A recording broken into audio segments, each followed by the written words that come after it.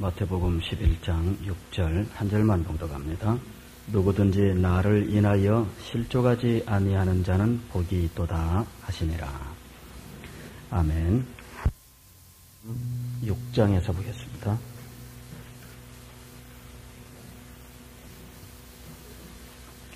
요한복음 6장 60절부터 71절까지 제가 말씀 봉독합니다. 요한복음 6장 60절부터 71절까지 이제 말씀 봉독하겠습니다. 제자 중 여럿이 듣고 말하되 이 말씀은 어렵도다.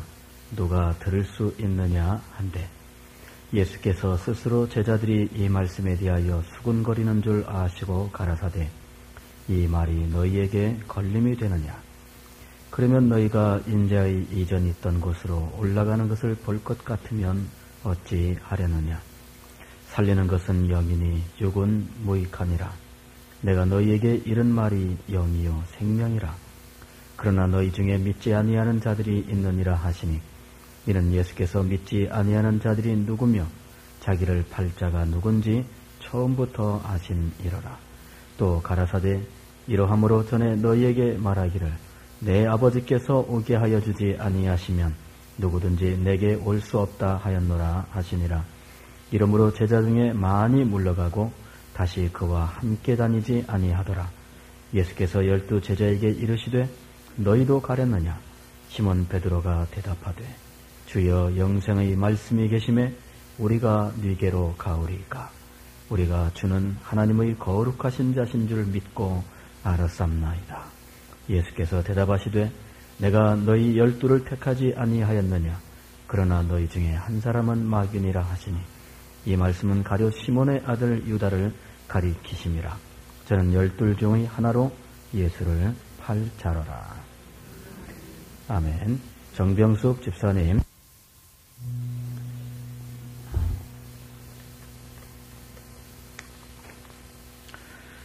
기독교 신앙의 걸림돌에 대해서 우리가 지난 주일, 그 전주일이 됐네요. 지난 주일은 우리 산상기도회 갔으니까 그 전주일에 우리가 생각했었던 것은 하나님께서 예수 그리스도를 우리의 의로 삼으신 일이 걸림돌이 된다라는 사실에 대해서 말씀을 드렸죠. 우리에게 자신의 의를 이루라고 했으면 사람들이 쉽게 이해를 했을 텐데 자신의 의가 아니라 하나님께서 준비하신 의, 그것도 예수 그리스도께서 우리 대신 이루신 의라고 하니까 그게 너무너무나 이상하고 우리의 경험에 맞지를 않습니다. 우리의 경험으로는 죄 지었으면 죄 지은 자가 벌 받는 것이 당연하고 또 죄 지은 자가 그 벌을 벗어나려면 자기가 무엇인가 애쓰고 힘써야 하는 것이지요. 그러니까 인간이 힘쓰고 애쓰고 노력하고 인간이 무엇인가 바치면서 자기의 있는 재물을 드린다든지 정성을 드린다든지 그렇게 해서 죄 용서도 받고 그렇게 해서 구원도 받는다는 것은 우리의 경험상 그리고 인간의 이 생각의 어떤 구조상 그것이 맞다는 이야기죠. 그러니까 복음을 설명하면 복음은 인간들의 경험과 맞지를 않아요. 그리고 인간들의 사고 구조와도 맞지를 않습니다. 대신 벌받고 또 대신 무슨 의의를 이루고 우리는 가만히 있는데 하나님이 다 하시고 우리는 가만히 있는데 예수님이 다 하시고 그저 우리가 할 일이 한 가지가 있다면 그냥 믿는 것뿐인데 아니 왜 이렇게 성경은 복잡해요?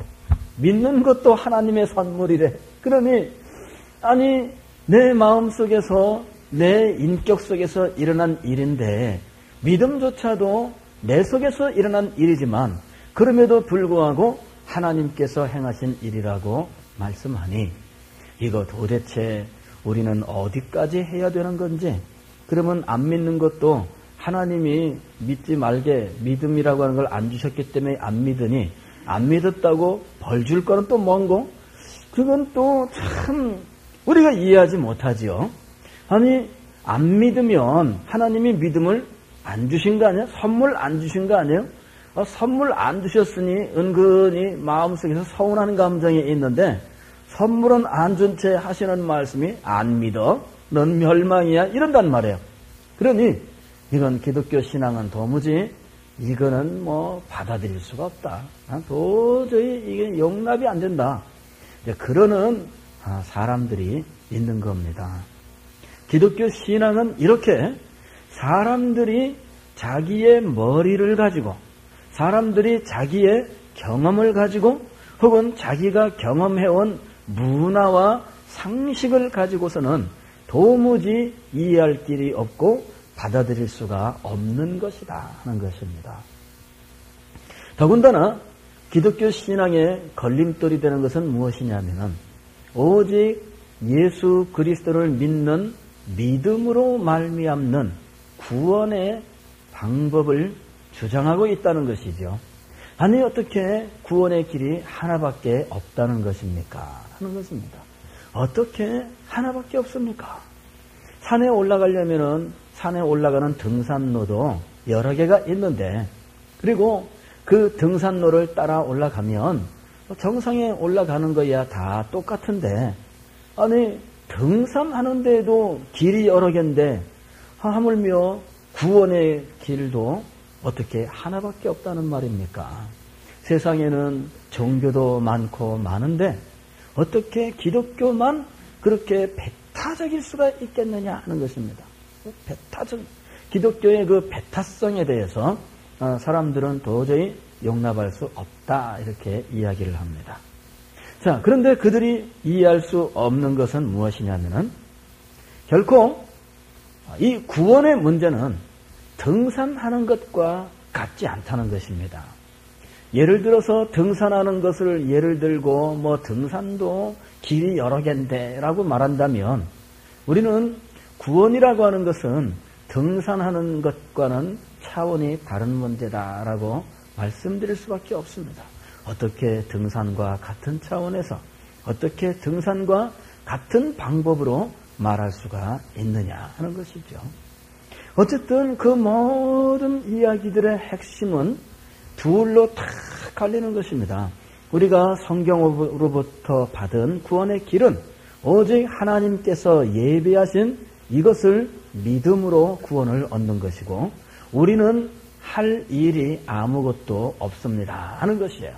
그러나 이것을 걸려 넘어지는 사람들은 모두 한 가지로 견해가 일치하는데 우리가 무엇인가를 해야 되겠다라고 하는 것입니다. 인간이 무언가를 해야 하고 그리고 인간은 무언가를 할 수 있다라고 하는 것입니다. 인간은 무언가를 할 수 있다. 여기서 무언가라고 하는 것은 구원에 필요한 선, 구원에 필요한 무엇인가 탁월한 어떤 것, 그런 것들을 인간이 할 수 있다는 것이죠. 그러나 하나님께서는 그런 면에서 인간은 전혀 무능력하다라고 하는 것을 선언하고 계신 거예요.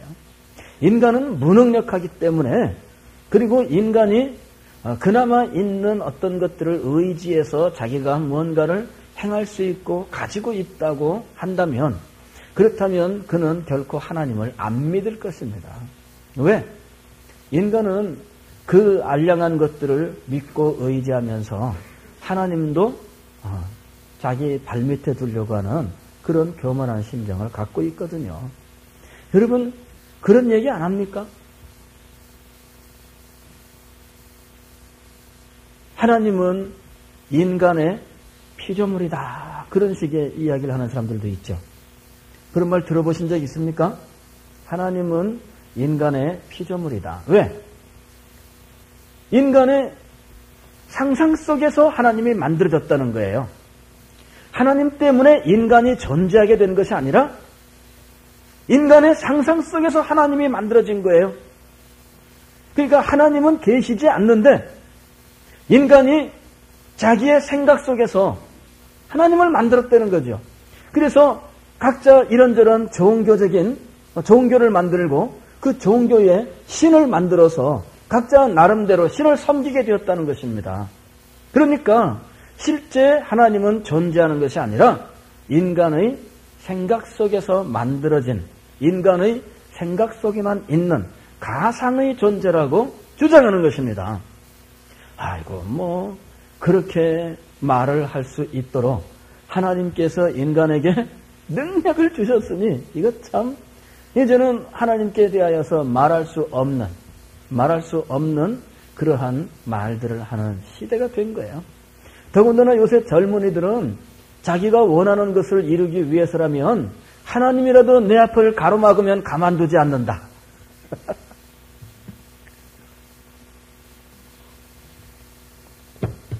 하나님이라도 자기 앞을 가로막으면 가만두지 않는다.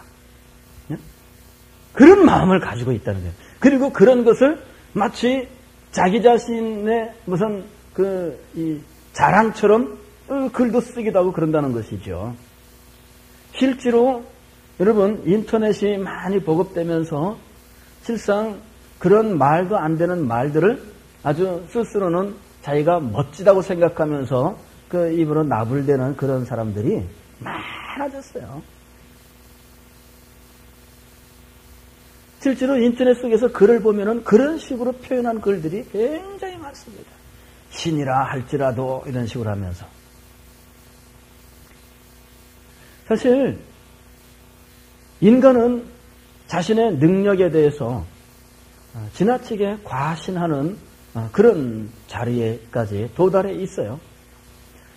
20세기에 들어와서 두 차례 세계대전을 겪으면서 인간의 미래에 대하여서 사실은 절망적인 전망을 내놓고 60년대에 들어와서 사실은 최악의 전망들을 내놓았었죠. 로마 클럽이니 이런 데에서 미래를 내다보면서 미래에는 폭발적인 인구 증가와 그 다음에 자원의 고갈과 또 환경 오염과 이런 것 때문에 인간의 미래에는 소망이 없다. 그런 식으로 이야기를 했죠. 그랬는데 인구가 폭발적으로 증가하다가 지금은 이제는 그전 같은 증가세를 보여주지 못합니다. 또 이 자연의 고갈 이렇게 이야기하지만 대체 자원들을 발견하고 혹은 개발하면서 석유가 떨어져도 이제는 이 에너지 문제로 어려움 겪지 않을 그런 상태로 지금 모든 이 발명들이 지금 이루어져 있는 상태죠. 석유가 고갈 때쯤 되면은 석유값 정도면은 얼마든지 다른 에너지를 쓸 수 있을 만큼 발전이 이루어질 것으로 생각을 해요. 환경 오염에 대해서도 사람들이 지나치게 이것을 주장을 했지 실상은 환경 오염을 주장하는 이 사람들의 주장에는 거짓이 너무나 많다라고 하는 것이 지금 증명이 되어 있어요. 환경에 대해서 최근에 책이 이렇게 두꺼운 책이 한 권이 출판이 됐는데요. 이거는 환경주의자들의 주장이 얼마나 허구에 있는지 정확한 자료들에 의해서 반박을 한 책이에요. 그래서 지금 환경단체들이 주장하는 것들 중에 거의 대부분은 거짓에 근거한 주장이다라고 하는 것이죠. 있지도 않은 사실들을 부풀려가지고 주장하는 것이라는 거예요. 지금 이렇게 60년대까지만 하더라도 사실은 인간의 미래에 대해서 장담할 수 없었어요.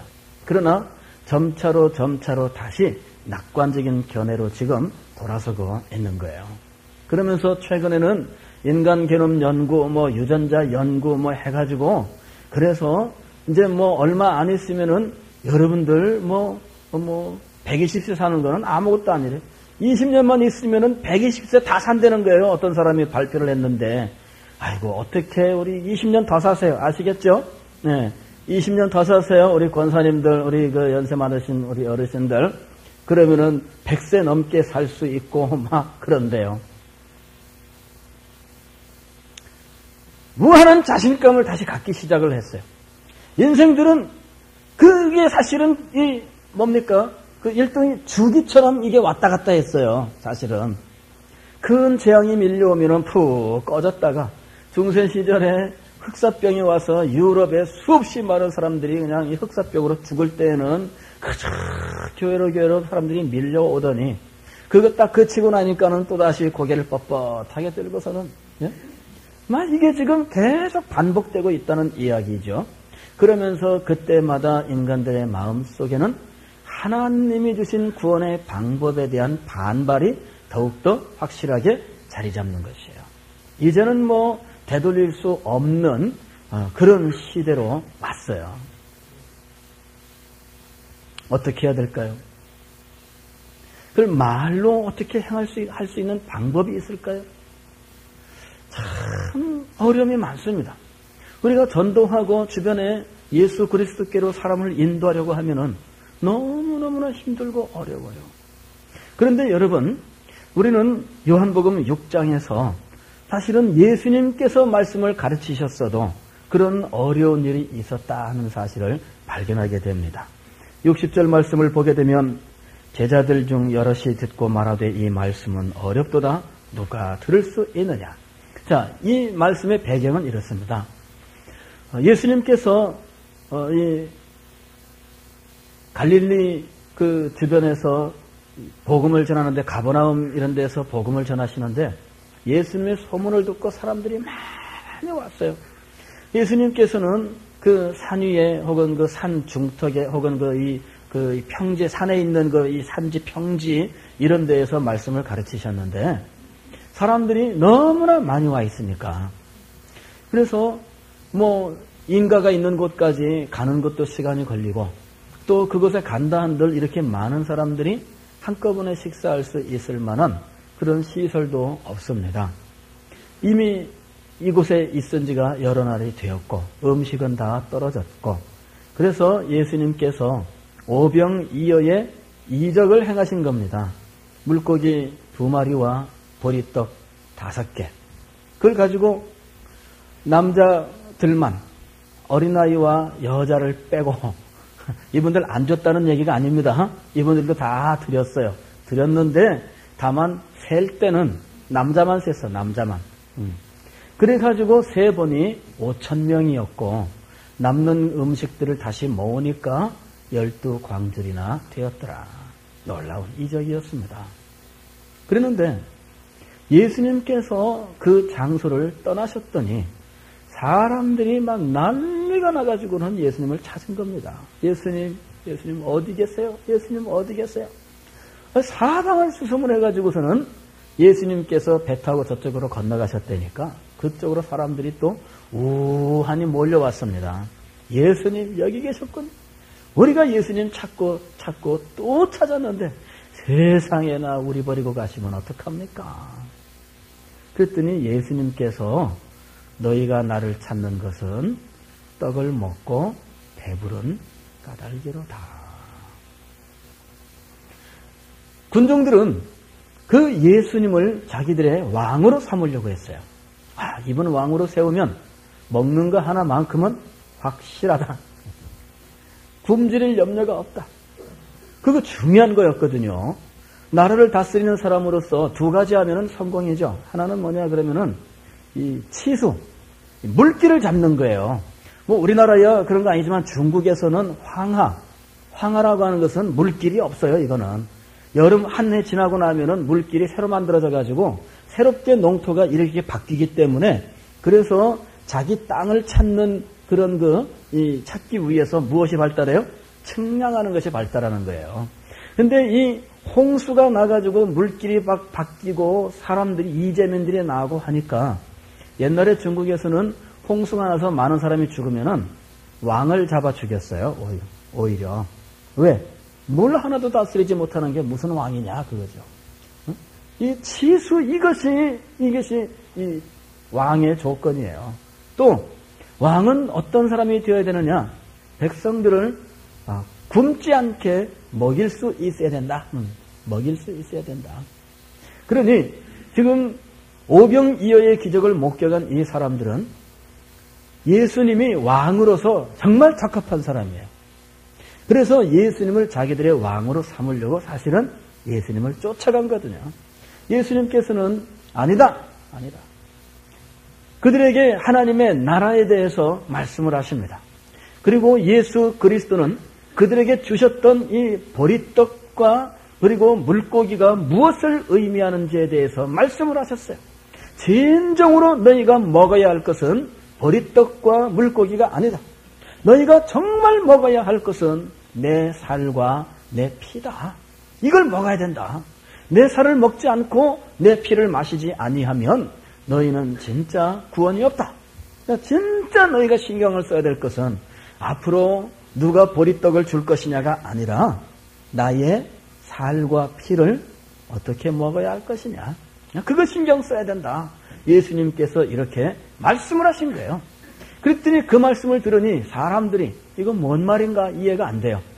너희들이 하나님 나라에 들어가려면 내가 주는 보리떡을 먹어라. 그러면은 사람들이 이해할 수 있죠. 하나님 나라에 들어가려고 하면 너희 집에 있는 재물 중에서 얼마를 바쳐라. 그러면은 이해하기가 쉽습니다. 하나님 나라에 들어가려고 하면 너희들이 길가에 둘러붙어 네 몸통만한 돌을 어깨에 짊어지고 10리길을 갔다가 와라. 그렇게 얘기했으면은 사람들이 한결 쉬웠을 겁니다. 자, 하나님 나라에 들어가려고 하면은 한라산 그 꼭대기 올라가고 백록담에 가서 이 물통에다가 물 따갖고 와라. 그러면은 그거 다 사람들이 할 거예요. 힘들지만은. 한라산에 가서 백록담까지 가는 그런 경험을 한 분들이 많지 않습니다, 사실은. 저도 한번 갔는데, 아니, 제주도 그 고지대는 날씨가 변덕스러워요. 그래서 이 아래에서 출발할 때에는 멀쩡했는데, 천백고지 얼음묵에서 노루묵에서 이제 거기 가려고 하니까, 아이고, 왜 이렇게 비가 내립니까? 올라가는 내내 막 바람이 불어치는데 1700, 1800 고지 되니까 막 얼마나 바람이 센지 나무들이 막 다 이렇게 꼬부라졌어요. 막 땅바닥에 바짝 붙어가지고 거길 올라가는데 바람이 세니까는 저도 날아갈 것 같아가지고 막 가다가 이렇게 위태로운 데 가니까 막 무서워요. 이 바람에 굴러떨어지면 어떻게 합니까? 결국은 1950m까지 올라가는데 막 비가 내려가지고 더 이상 못 갔어요. 50m만 더 올라가면 되는데 50m가 실상은 굉장히 먼 길이에요. 그 험한 산길에서. 거기에 올라갔다가 백록담까지 내려가야 되잖아요. 그래서 포기했습니다. 그게 구원의 길이었으면 포기 안 했을 텐데 구원의 길이 아니니까 포기했어요. 그냥 내려왔어요. 거기서부터 30분 동안 뛰어내려왔는데 미끄러운 길 막 찍찍 미끄러지면서 나무 붙잡고 30분 만에 뛰어내려왔어요. 예? 그때는 그래도 젊었으니까 말이죠.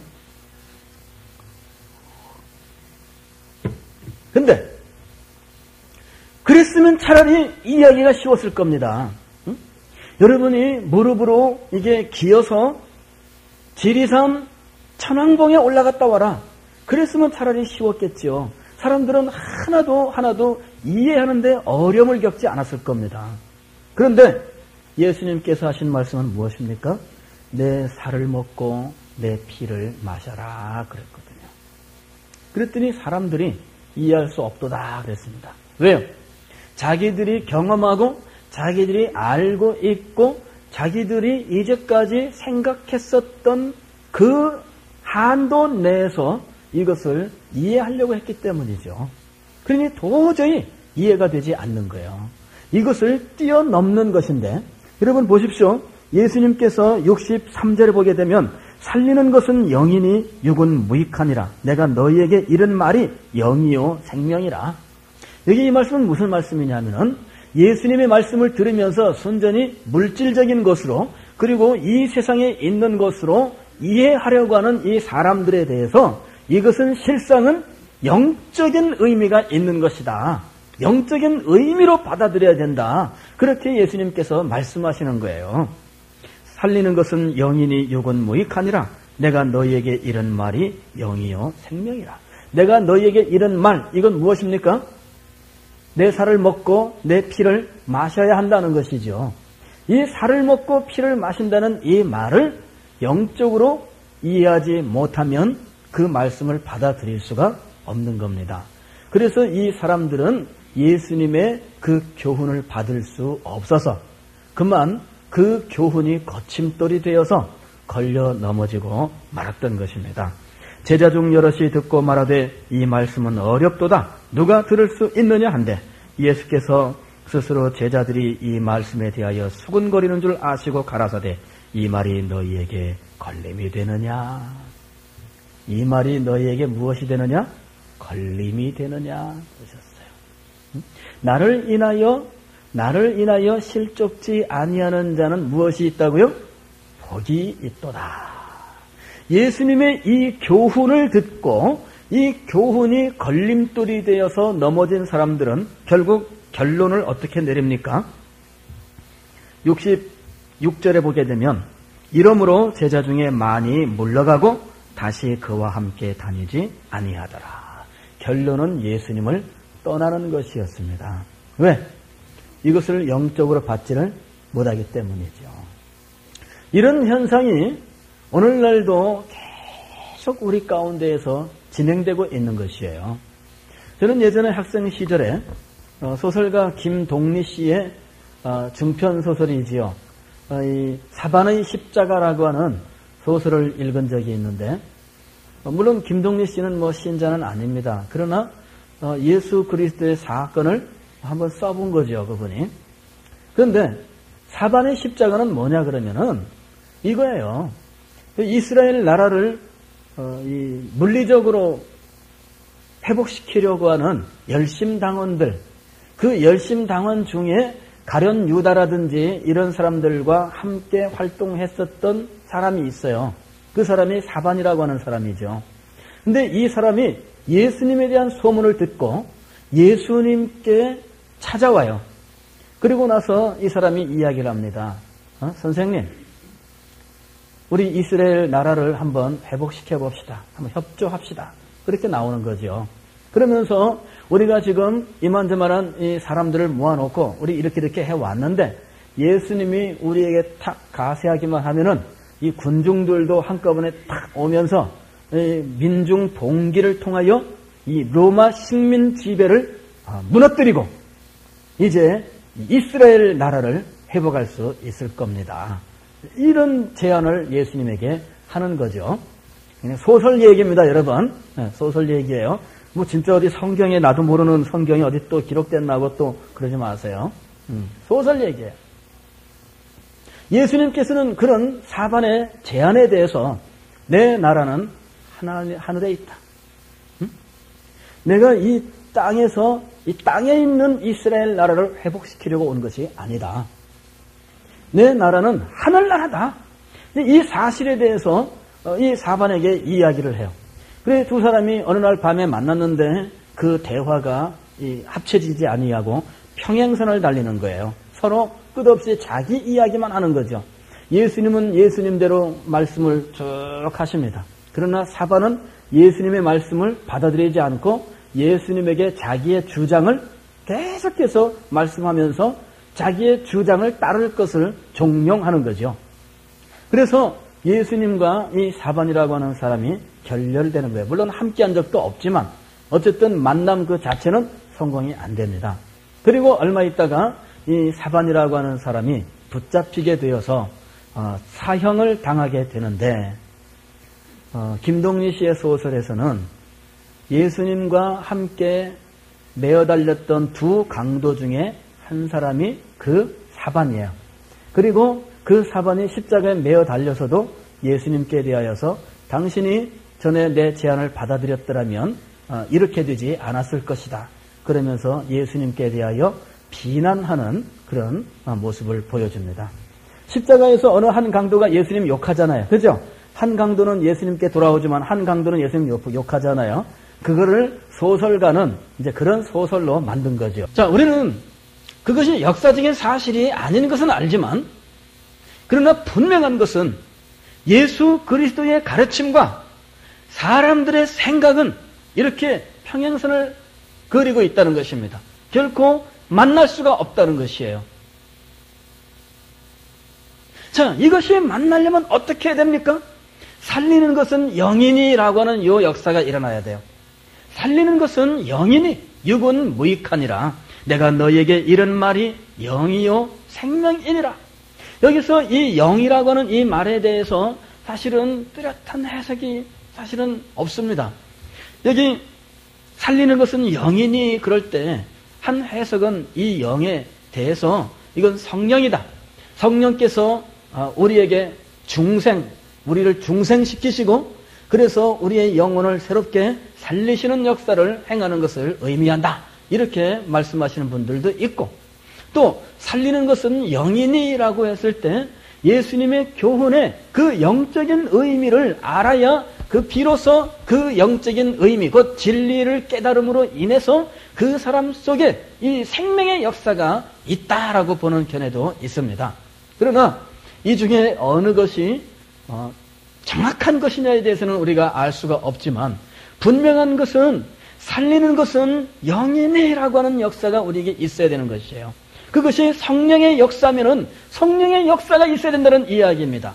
성령께서 하나님의 말씀을 사용하셔서 우리에게 정말 우리 인간의 경험을 뛰어넘고 인간의 사고의 한계를 뛰어넘는 하나님의 구원의 방법을 받아들이고 그 영적인 의미를 이해할 수 있게 되는 그런 결정적인 일이 일어나야 된다고 하는 것이죠. 그런 일들이 있기 전에는 이 말씀을 이해할 수가 없는 것입니다. 이것이 성령의 역사가 되었든 혹은 영적인 의미로 이것을 보게 되면 내가 너희에게 이런 말이 영이요 생명이라.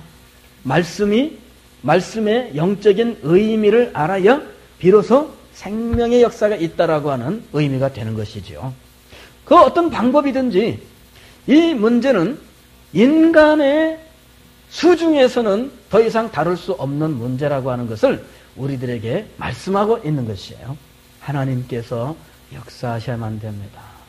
우리는 하나님의 말씀을 이해하기 위해서 우리의 지성을 활용하고 그리고 열심히 노력해야 되는 것은 틀림없습니다.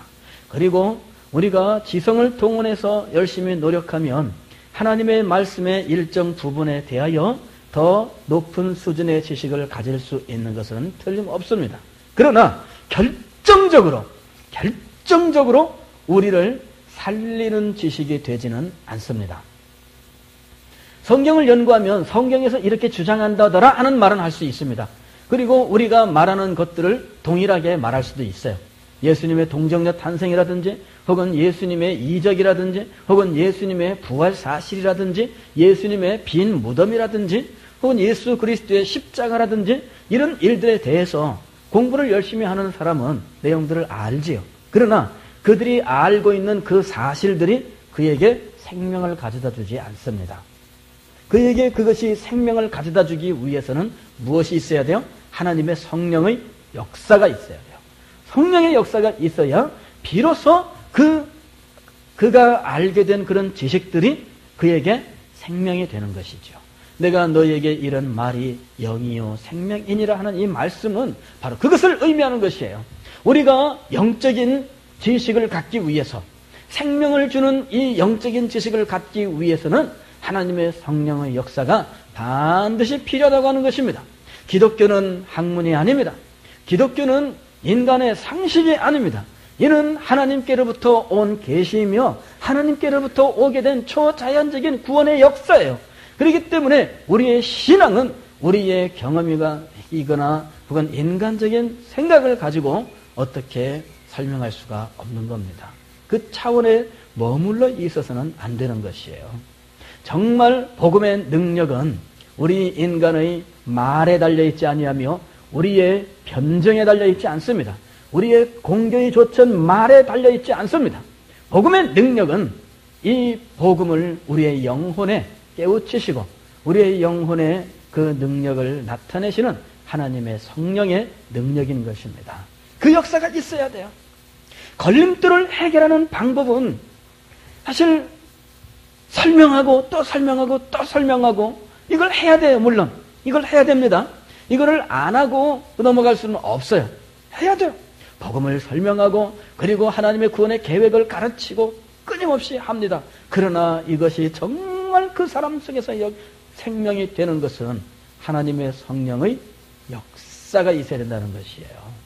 그럴 때에 그 마음속에 거침돌이 사라지는 것이죠.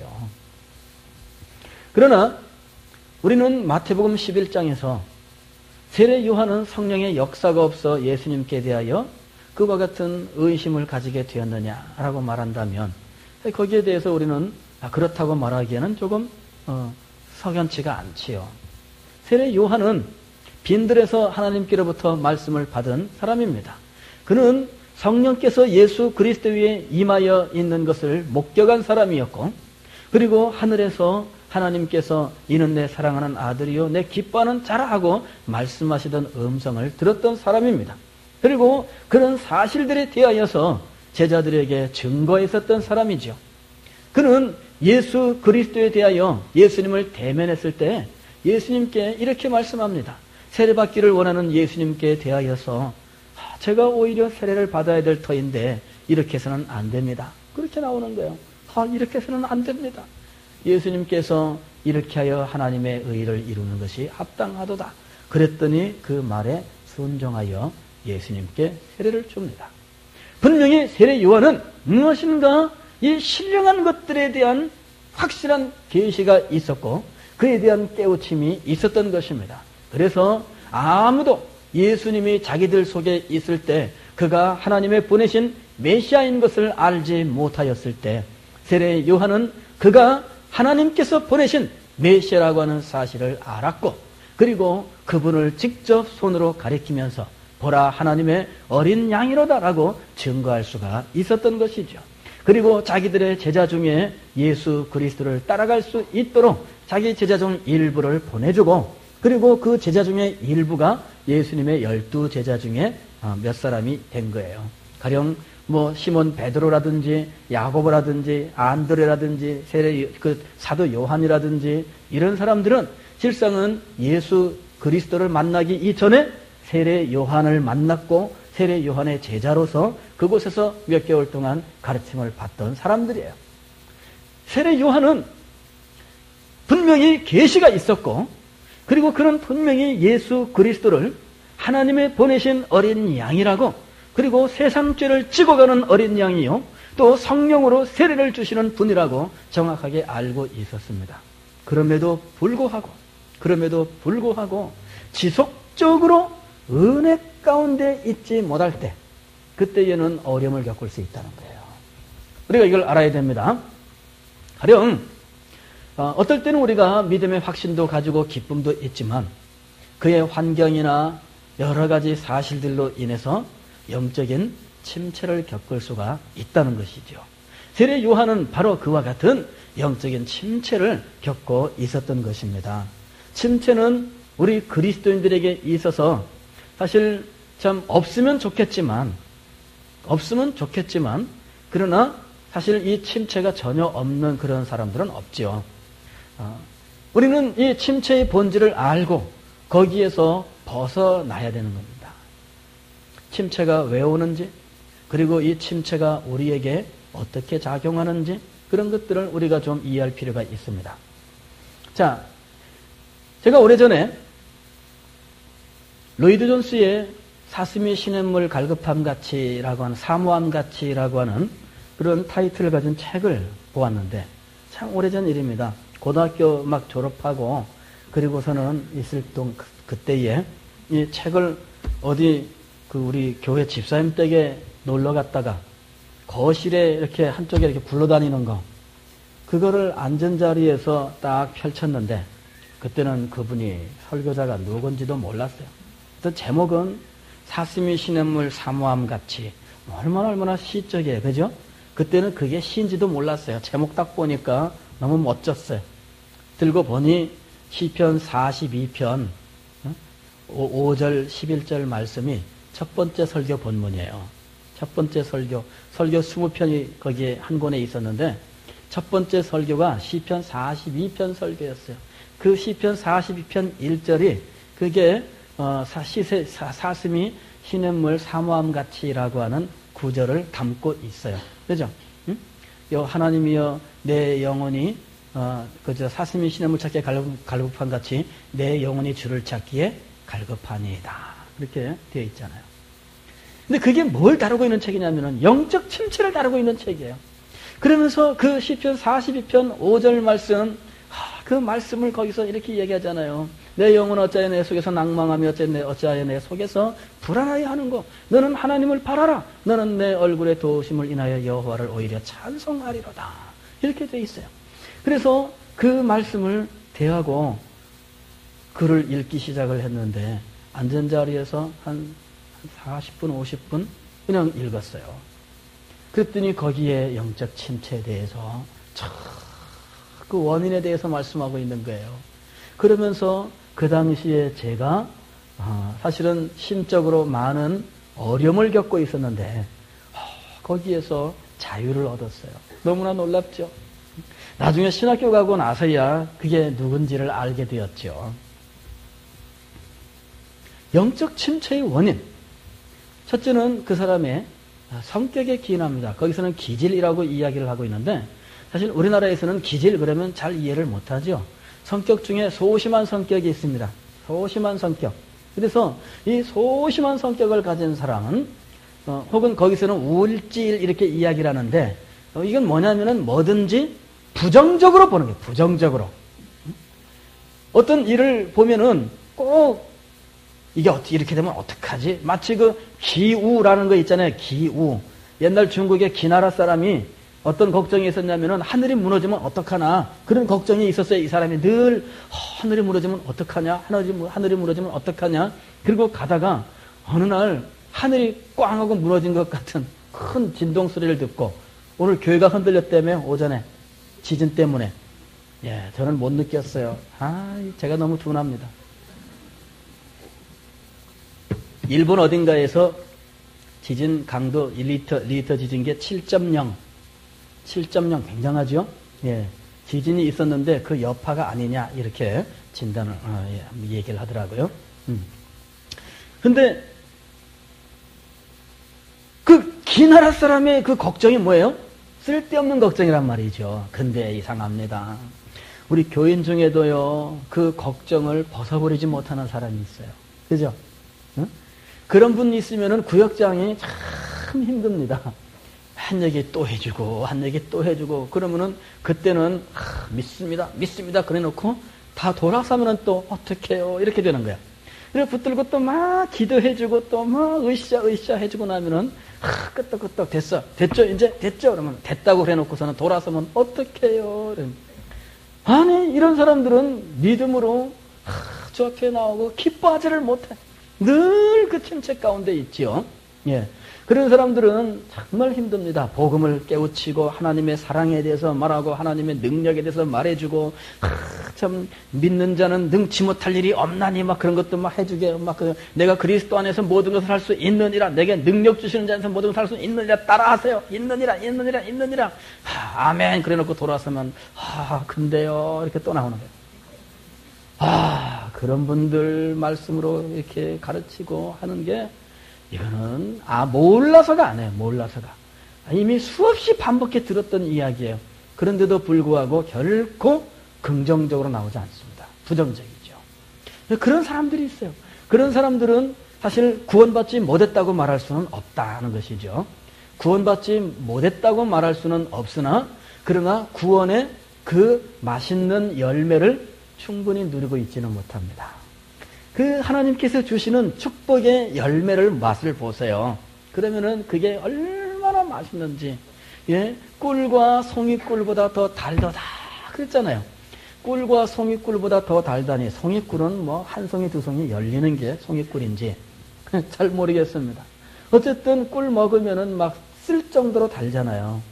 그 달콤함을 맛보아야 되는데 이런 사람은 그 달콤함을 맛볼 수가 없다는 것이죠. 그러니까 그것이 너무나 힘들고 어렵습니다. 혹은 어떤 사람은 환경에 지배를 받습니다. 그의 삶에 여러 가지 어려운 일들이 밀려오게 되면 그 어려움 때문에 사실은 낙심하는 것이죠. 어려움 때문에.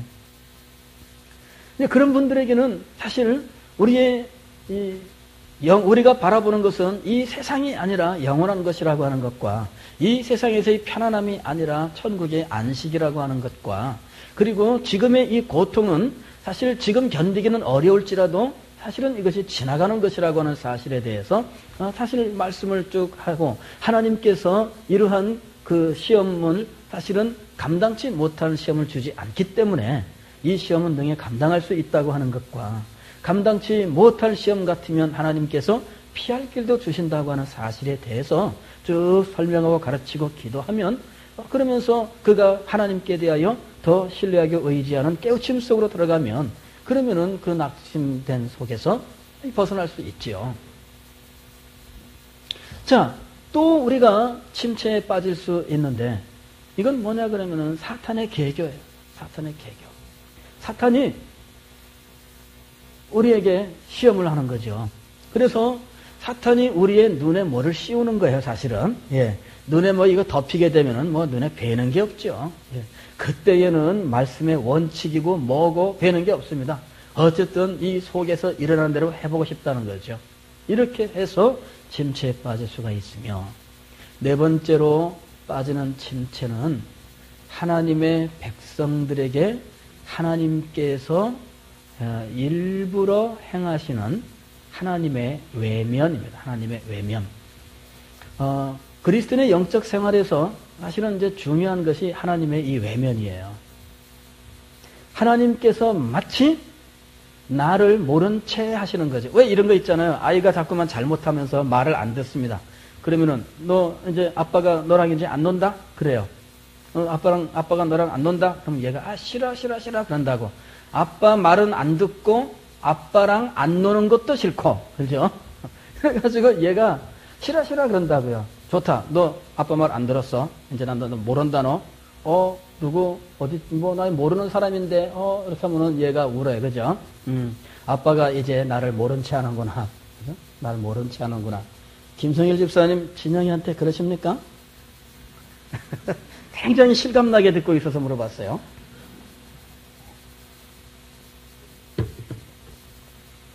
하나님의 외면.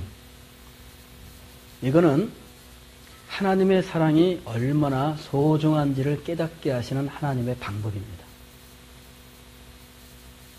하나님께서 베푸시는 은혜가 얼마나 소중한 것인지 누릴 때에는 몰라요. 그래서 하나님께서 그것을 일시적으로 거두셔요. 그럴 때에야 비로소 이 사람이 그게 얼마나 소중한 것이었고 그게 얼마나 아름다운 것이었는지 그리고 그것이 얼마나 자기에게 기쁨이었는지 알게 되죠. 그러지 못하면 어떻게 돼요? 하나님 앞에서 교만하게 되는 거예요. 방자하게 행하게 되고 하나님께서 거두실 때에야 비로소 그가 아하 내가 이 사실을 알지 못한 채 내가 하나님 앞에 방자하게 행했구나. 이래서 하나님께서 일부러 외면하실 때 그때에도 우리는 영적인 침체에 빠질 수가 있는 것입니다. 자, 세례 요한이 어느 경우에 해당되는지는 우리가 정확하게 말할 수 없습니다. 다만 우리들의 경우를 한번 생각해 보자는 것입니다. 우리들은 지금 어떤 상황입니까? 여러분 중에는 혹시 여러분의 현재 영적인 상황이 침체인 줄도 알지 못한 채 지내고 있지는 않은지 한번 자기의 영적인 상태를 진단해 보시라는 이야기입니다. 여러분은 하나님의 말씀을 기쁨으로 듣습니까? 여러분은 하나님 앞에서 정말 주님을 신뢰하십니까? 여러분은 하나님을 사랑하시고 여러분은 하나님 앞에 있는 것이 이 세상 어디에 있는 것보다 더 평안하고 더 기쁘고 즐겁습니까? 여러분은 하나님께서 명하신 일들을 행하는 것이 가장 기쁘고 즐거운 일이며 그리고 하나님 앞에 여러분의 것들을 바칠 때마다 오히려 여러분의 마음속에서 기쁨과 즐거움이 솟아오르십니까? 여러분들은 하나님의 말씀이 여러분의 삶에 가장 중요하다고 하는 것과 하나님께서 여러분의 예배와 기도 속에 임재하지 아니하시면 여러분의 영혼은 고통과 괴로움 속에서 하나님의 임재를 갈망하고 부르짖고 있느냐 하는 것입니다. 여러분의 영혼이 하나님의 성령께서 직접적으로 말씀하시는 그 하나님을 나의 아버지로 부르는 그러한 그 아버지라 부르짖는 그러한 상황 속에 계십니까? 여러분은 정말 하나님을 기쁘시게 하기를 소망하면서 영의 생각으로 여러분의 생각이 가득 채워져 있습니까? 여러분의 삶의 목표와 여러분의 삶의 가치관이 하나님 중심이십니까? 여러분은 자기의 죄와 하나님 앞에 미치지 못하는 자기의 불결한 것들, 그리고 거룩을 추구하지 아니하는 여러분의 모습들을 보면서 여러분의 마음속에서 괴로워하고 고통스러워 하십니까? 여러분이 정말 어떤 상황에 있는지 자기 자신을 한번 돌아보아야 된다는 것이지요. 자기가 침체에 빠져 있는지도 모르고, 그리고 하나님께서 자기를 외면하고 있는지도 알지 못한 채, 혹은 사탄이 자기를 시험하고 있는 줄도 알지 못한 채 그냥 아무런 느낌이 없이 지내신다면 그것만큼 불행한 것은 없습니다. 오늘 지진이 제법 충격이 컸다 그러는데 우리 교회도 흔들렸다 그러는데, 아니는 몰랐어요. 찬양대 기도하러 들어갔더니 목사님 지진 느끼셨습니까? 언제 그런 게 있었느냐 그랬더니 그 크게 움직였는데 그러면서 마치 이상한 사람 보는 것처럼 이렇게 보는 거예요. 그래서 더 이상 말은 못했습니다. 말씀에 빠지면 못 느낍니다.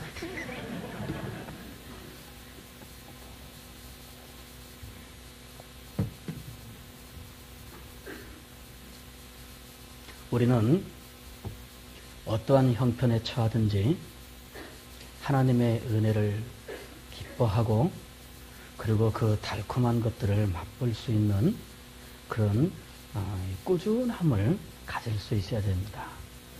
늘 기뻐하고 즐거워하면서 주님과 함께 할 수 있어야 합니다. 내일 새벽부터 금요일 밤까지 고난주간 십자가 사경회 진행되는데, 여러분들 이 고난주간 동안에 그저 세상의 즐거움이나 이런 쪽으로 빠지지 마시고, 혹은 그냥 생각 없이 지나지 마시고, 이 사경회에 여러분 다 참석하시면서 예수 그리스도의 십자가의 의미, 그 구원의 영광스러운 것과 그 구원의 완전성에 대해서, 그리고 그와 같은 구원을 베풀 수밖에 없는 우리 인생들의 모습에 대해서 깨달을 수 있는 그런 기회를 삼았으면 좋겠습니다. 같이 오셔서 기도하고 찬양하고 말씀 듣고, 그러면서 우리의 마음속에서 하나님의 은혜를 회복하고 그 은혜의 달콤한 것들도 충분히 맛보면서 정말 영광스러운 부활주의를 맞이할 수 있게 되었으면 좋겠습니다.